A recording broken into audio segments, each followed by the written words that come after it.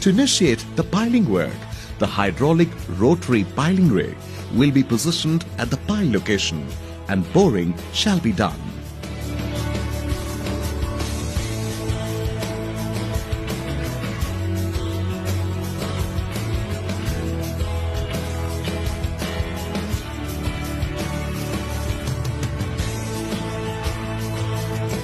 While boring, temporary casing shall be provided up to the required depth and bentonite slurry will be circulated to stabilize the sides of the boring hole.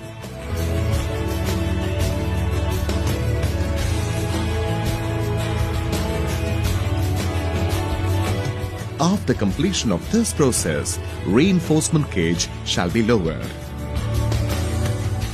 Now, for casting of the pile. Tremie pipe will be lowered and the funnel